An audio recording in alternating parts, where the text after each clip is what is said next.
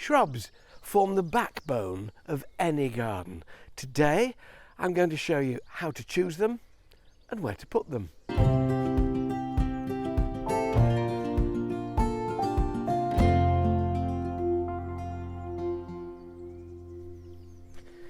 It's time for the next stage in the planting of our flower bed. Now, you may remember, last time I cleared a lot of stuff out, showed you how to plant 1 or 2 perennials, but the main thing about a new bed is to get the big stuff in first. So the bulk of the backbone of this bed, as with any flower bed, are shrubs.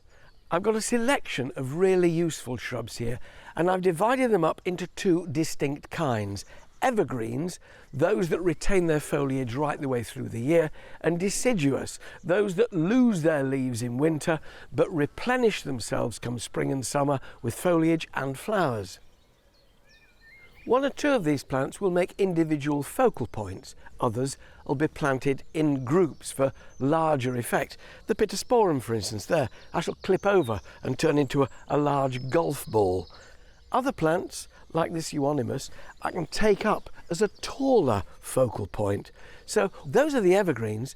The deciduous can be spectacular when they come into bloom. This is bridal wreath, spirea, awash with this fragrant blossom. Look at the vibrancy of this bright yellow leaved Philadelphus or mock orange. It also has white blossom, which scents the air all around. Great one to plant under your bedroom window. Open it in the morning. Glorious. So here we're looking at plants which will give spots of effect, if you like, right the way through the spring and the summer. And by mixing the 2 things up, we'll end up with structure, form and spectacle. Time now to decide what I'm going to put where.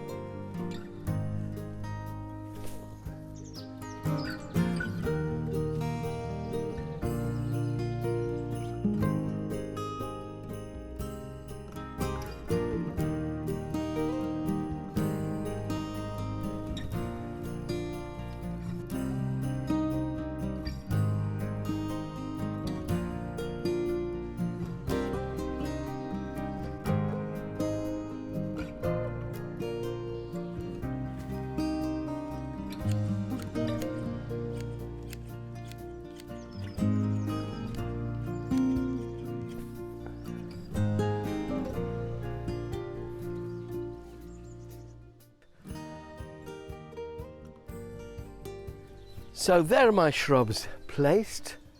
Several things to bear in mind here. 1, don't get too close to trees. I've left a good apron here. I've put in evergreens like the euonymus, and they're 3 choisias. They will grow into 1. It's often easier to buy several smaller plants to make 1 large one over the space of time. And spacing is critical here. You want something which looks quite good the moment you've done it, but you've also got to think ahead and allow them to grow. So the whole picture is going to change. They're going to get bigger upwards and outwards. I always plant taller things either to the back of a border, so it slopes down to the front, or in a circular bed like this towards the centre and slope it downwards. It's pleasing to the eye. Evergreens here, there's the viburnum there, the euonymus here, 3 choisias, and along the front around them, because I like the blue and the acid yellow together, that creeping ceanothus, the Californian lilac, making decent ground cover there. But between all these things you'll see pockets where I can plant perennials, annuals.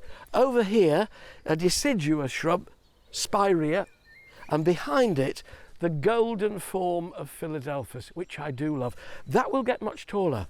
It's a shrub which is at least head high, so that's going to come up behind there, and again I can fill in with perennials until it does so. And over on the corner there a little golf ball that I've just clipped out of that pittosporum, acting, if you like a kind of bed end, a bed knob, I suppose you might call it, really. All I need to do now, get my spade and get them in.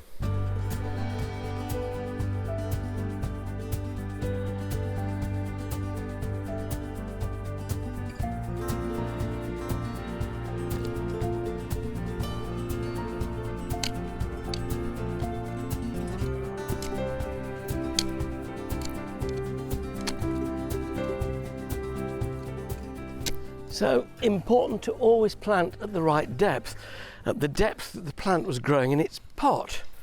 And that's about just slightly under, so that's about the depth of my spade, is where the depth of the root ball is. Lower the spade into the hole to the right depth.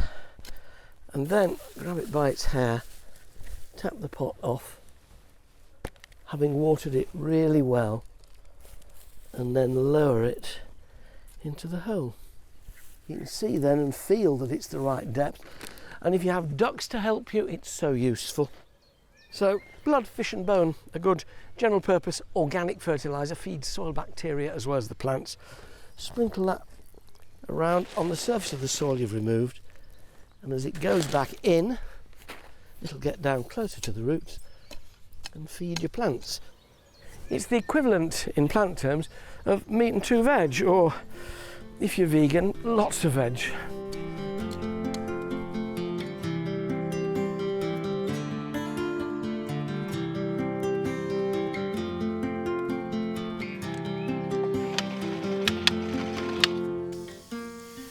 How often you need to water depends entirely on the weather.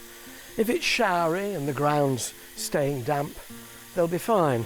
But once it starts to dry out, not just on the surface but a few inches down, test it with a trowel. See if it's dry 3 inches down. If it is, give it a really good soak. Now you know that tip I gave you saying water down here, not up here? Well, that's if it's a spray head, but this is a solid jet of water which is going straight through that foliage to where it's needed.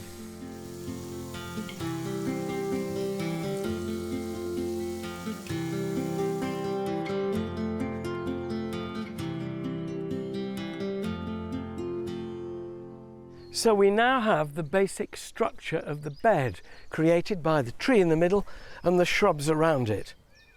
I think it looks really rather nice already by utilising evergreen and ever variegated foliage and some lovely spring and summer blossom. The gaps in between will be filled with perennials, border plants, and annuals, summer bedding.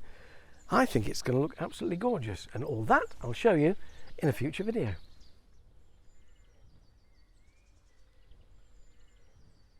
If you haven't subscribed to the channel yet, click below. It's going to be a fantastic year in our new garden with tips and inspiration, so why not join us?